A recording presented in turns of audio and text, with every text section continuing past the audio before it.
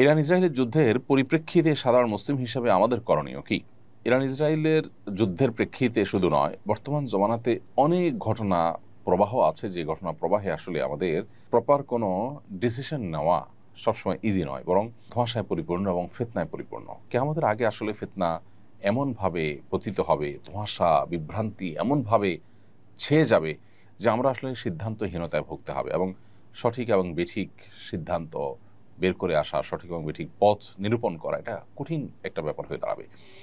Iran Israel যুদ্ধের ক্ষেত্রে ব্যাপারটা অত জটিল না হলেও একেবারে সহজও নয়। একদিকে আমরা জানি যে ইরান, তারা আমাদের কেবলাকে কেবলা মানে, আমাদের রসুলকে রসুল মানে ইরানের শিয়ারা।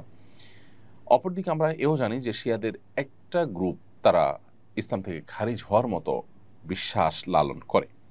যদিও শিয়াদের মধ্যে আর অনেক গ্রুপ আছে, যারা অনেকেই আছেন যে ইসলাম থেকে খারিজ হওয়ার মতো বিশ্বাস লালন না করলেও ভয়াবহ বিদায়াতে তারা লিপ্ত এবং সুস্পষ্ট বিভ্রান্তি এবং গোমরাহিতে তারা আছে।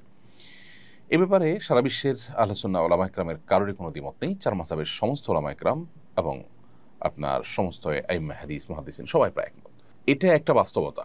আরেকটা বাস্তবতা হলো যে আমরা জানি সিরিয়া সহ, ইরাক সহ মধ্যপ্রাচ্যের অনেকগুলো দেশে এই শিয়া প্রধান দেশটি ইরান বিভিন্ন সময় হামলা চালিয়েছে, এবং বিশেষ করে অতি সম্প্রতি সিরিয়াতে হাজার হাজার বরং লাখো আহলে সুন্নাহর আলেমদেরকে হত্যা করেছে, মসজিদগুলোকে ভেঙেছে, দখল করেছে, এবং সেখানে আপনার শিরকের রামরাজত্ব কায়েম করেছে। বিশেষ করে বাশার আল আসাদ, যে কসাই হিসাবে পরিচিত, লক্ষ লক্ষ মানুষের জীবনহানি করেছে, যে সে নিজে ইরানের অনুগত এবং ইরানের সহযোগিতা নিয়ে সে তার এই জুলুমগুলো চালিয়েছে। তো এটা একটা বাস্তবতা।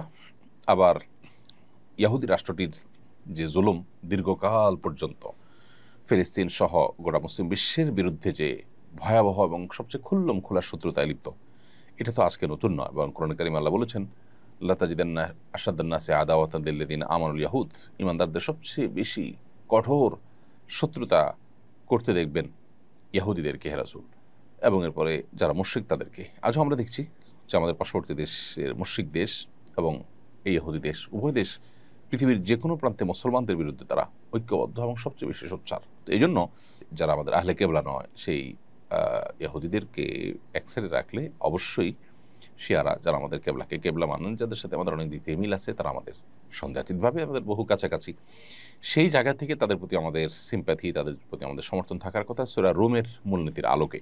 এর পাশাপাশি তারা এই চলমান যে আগ্রাসন, সে আগ্রাসনের মধ্যে তারা মাজলুমের ভূমিকা আছে।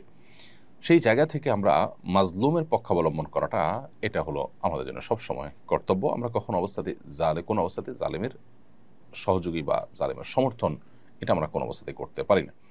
সেই সাথে আল্লাহ তাআলার কাছে আমাদের একটা কমন দোয়া থাকা দরকার, আল্লাহ চলমান সমস্ত ঘটনা প্রবাহের শেষ পরিণতির জন্য ইসলাম এবং মুসলমানদের জন্য কল্যাণ বয়ে আনে। সে দোয়াটা আমরা মনে প্রাণে আল্লাহ তাআলার কাছে বেশি বেশি নিবেদন করব, এবং সকল প্রকার জুলুমের অবসান, জালেমের পতনকে আমরা আল্লাহ তাআলার কাছে কামনা করব কায় মনোবাক্যে। এবং সেই সাথে ইরান এবং শিয়া যারা আছেন, তাদের প্রতি আমাদের আহ্বান থাকবে যে এই রকম পরিস্থিতিতে আজ সারা বিশ্বের প্রায় আহলে সুন্নাহর আলেম এবং শাসকরা ইরানের তাদের প্রিভিয়াস যে আহলে সুন্নাহর আলেমদের প্রতি জুলুম, নির্যাতন, তাদের প্রতি আপনার হত্যাযজ্ঞ, এগুলো সত্ত্বেও ইরানের প্রতি তাদের যে সিম্প্যাথি, ইরানের প্রতি তাদের যে সমর্থন, সেটা তারা জানাচ্ছেন। অতএব তারাও ভবিষ্যতে আহলে কেবলা নিজের স্বগোত্রীয় ভাইদের সাথে আচরণ করার ক্ষেত্রে তারা যেন আরও দায়িত্বশীলতার পরিচয় দেন। উচ্চ মাধ্যমিক শ্রেণীতে এনসিটিবি কর্তৃক প্রণীত ইসলামের ইতিহাস ও সংস্কৃতি বই নিয়ে সমালোচনা হচ্ছে। এই বইটি একাধিক সাহাবীর ব্যাপারে সমালোচনামূলক রচনা আছে। এই বইটিতে একাধিক সাহাবীর ব্যাপারে সমালোচনামূলক রচনা আছে। সাহাবীর মর্যাদা সম্পর্কে ইসলামের নির্দেশনা জানতে চাই। সাহাবা ইকরামের নির্দেশনা ইসলামের আলোকে সুপ্রতিষ্ঠিত, সুপ্রমাণিত, এবং তাদের যে মর্যাদা, সেটা রক্ষা করা একজন মুসলমানের কর্তব্য। নবী করিম সাল্লাল্লাহু আলাইহি সাল্লামের পরিষ্কার হাদিস রয়েছে, আমার সাহাবীরা তারা হেদায়েতের উপর আছে, তাদেরকে তোমরা যদি পথ নির্দেশ হিসেবে গ্রহণ করো, তাহলে তোমরা হেদায়েত প্রাপ্ত হয়ে যাবে। তাদেরকে গালি দিও না, লা তাসুব্বু আসহাবী, তোমরা আমার সাহাবীদের সমালোচনা করো না। অতএব সাহাবীদের কোনো যদি ত্রুটি থাকে, আমরা সেই ত্রুটির অনুসরণ করব না, আমরা বিশ্বাস রাখবো তারা ত্রুটির ঊর্ধ্বে নন। তবে আল্লাহ তাআলা তাদেরকে মাফ করে দিয়েছেন, তাদের প্রশংসা করেছেন, নবী সাল্লাল্লাহু আলাইহি ওয়াসাল্লাম তাদের প্রশংসা করেছেন এবং তাদের সমালোচনা করতে নিষেধ করেছেন। বিধায় তাদেরটা ভালোটা আমরা গ্রহণ করে চলবো, তাদের সমালোচনা জায়েজ নয়। এবং কোরআনে কারিমে আল্লাহ তাআলা সাহাবায়ে কেরামের প্রশংসা, ভূয়সী প্রশংসা করেছেন বিভিন্ন জায়গায়। আল্লাহ বলেছেন যে মুহাম্মদুর রাসূলুল্লাহ ওয়াল্লাযীনা আমানু মা'আহু আশিদ্দাউ আলাল কুফফার রুহামাউ বাইনাহুম তারাহুম রুকআন সুজদান ইয়াবতাগুনা ফাদলাম মিনাল্লাহি ওয়া রিদওয়ানা সীমাহুম ফি উজুহিহিম মিন আথারিস সুজুদ যালিকা মাসালুন ফিত তাওরাতি ওয়া মাসালুন ফিল ইনজিল কাযারইন আখরাজা শাতআহু ফাআযারাহু ফাস্তাগলাযা ফাস্তাওয়া আলা সুকি। এই যে মুহাম্মদুর রাসূলুল্লাহ ওয়াল্লাযীনা মা'আহু, এই আয়াতে আল্লাহ তাআলা সাহাবীদের কথা বলেছেন যে মুহাম্মদ আল্লাহর রাসূল, ওয়াল্লাযীনা মা'আহু আশিদ্দাউ আলাল কুফফার, এবং যারা তার সঙ্গে আছেন তারা কাফেরদের উপরে কঠোর, পরস্পর তারা বিনয়ী, বিনম্র, একে অন্যের প্রতি দয়ালু। তারপর তাদেরকে সবসময় দেখবেন রুকুতে, সিজদাতে তারা আল্লাহর সন্তুষ্টি শুধু আশা করে, এবং তাদের সিজদার আলামত তাদের চেহারায় ফুটে ওঠে। আর অনেক প্রশংসা আল্লাহ তাআলা তাদের করেছেন। আল্লাহ বলেছেন রাদিয়াল্লাহু আনহুম ওয়া রাদু আনহু, তাদের প্রতি আল্লাহ তাআলা সন্তুষ্ট হয়েছেন, তারা আল্লাহর প্রতি সন্তুষ্ট হয়েছেন। নবী সাল্লাল্লাহু আলাইহি ওয়াসাল্লাম বলেছেন উহুদের, বদর যুদ্ধের অংশগ্রহণকারী সাহাবীদের উপরে, আমালু মা শাইতুম কাদ গাফারাল্লাহু লাকুম, তোমরা যা ইচ্ছা করতে পারো, আল্লাহ তাআলা তোমাদের ক্ষমা করে দিয়েছেন। এই হাদিসগুলো সবগুলো প্রমাণ করে যে নবী সাল্লাল্লাহু আলাইহি সাল্লাম এর সাহাবীদের মর্যাদা আল্লাহ তাআলার কাছে কত বড়। তো এই জন্য আমাদের কর্তব্য হবে আল্লাহ রাব্বুল আলামিনের এই নির্দেশনা এবং নবী সাল্লাল্লাহু আলাইহি ওয়াসাল্লাম হাদিসগুলোকে মাথায় রেখে সাহাবায়ে কেরামের সমালোচনার বাইরে থাকা। সাহাবায়ে কেরামের ব্যাপারে কোরআন এবং সুন্নাতে আরো ভুরি ভুরি হাদিস রয়েছে। আব্দুল্লাহ ইবনে মাসউদ রাদিয়াল্লাহু তাআলা আনহু বলেছেন, মান কানা মুস্তান্নান ফালইয়াস্তান্না বিমান কদ মাত, যে ব্যক্তি আদর্শ হিসেবে গ্রহণ করতে চায় কাউকে, সে যেন যারা মারা গেছেন, অর্থাৎ তার সময় যারা মারা গেছেন তারা হচ্ছেন সাহাবী, তাদের যেন তাদের যেন আদর্শ অনুসরণ করে।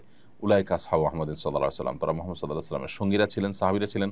কানু খায়রু হাযিহিল উম্মাহ আবরুহা কুলুবান ওয়া আমাকুহা ইলমান ওয়া আকল্লুহা তাকাল্লুফা, তারা এই উম্মতের সবচেয়ে শ্রেষ্ঠ মানুষ ছিলেন।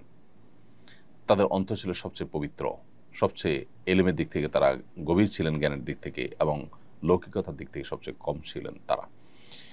তো এই যে হাদিসগুলো, এই হাদিসগুলোর আলোকে সাহাবায়ে কেরামের সমালোচনা কোনো ইসলামের ইতিহাসের বইয়ে থাকতে পারে না, সংস্কৃতির বইয়ে থাকতে পারে না। মূলত এনসিটিভি দীর্ঘদিন পর্যন্ত সেখানে বই পুস্তক রচনার জন্য, বিশেষ করে আপনার আমাদের নিচের দিকের বাচ্চাদের বই পুস্তক রচনার ক্ষেত্রে এমন কিছু লোককে সেখানে প্রশ্রয় দিয়ে রেখেছে, এবং এমন কিছু লোক এনসিটিভির উপরে আপনার নিজেদের প্রভাব বিস্তার করে রেখেছে যে যুগ যুগ ধরে তাদের বিরুদ্ধে, বছরকে বছর তাদের বিরুদ্ধে আলোচনা করেও কোনোভাবে তাদেরকে নড়ানো যায়নি।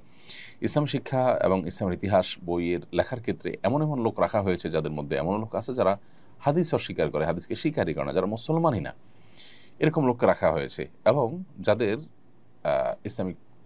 ইসলাম শিক্ষার কোনো ব্যাকগ্রাউন্ডের মানুষ তারা না, এরকম আনাড়ি মানুষজনকেও রাখা হয়েছে দুর্ভাগ্যজনকভাবে। একটি দেশের যদি উচ্চ মাধ্যমিকের যে আপনার পাঠ্যক্রম, সেটা প্রণয়ন কমিটিতে যদি ধরনের লোক থাকে, বা কর্তৃপক্ষ যেরকম দায়িত্বজ্ঞানহীন আচরণ করেন, তাহলে সেক্ষেত্রে সে দেশের আসলে ভবিষ্যৎ প্রজন্মের জন্য ভালো কিছু আশা করা কঠিন। এজন্য এনসিটিভিতে দীর্ঘদিন থেকে ঝেঁকে বসা ভূত দূর করাটা খুবই গুরুত্বপূর্ণ। আমি আশা করব যে যথাযথ কর্তৃপক্ষ সেটি খেয়াল করবেন।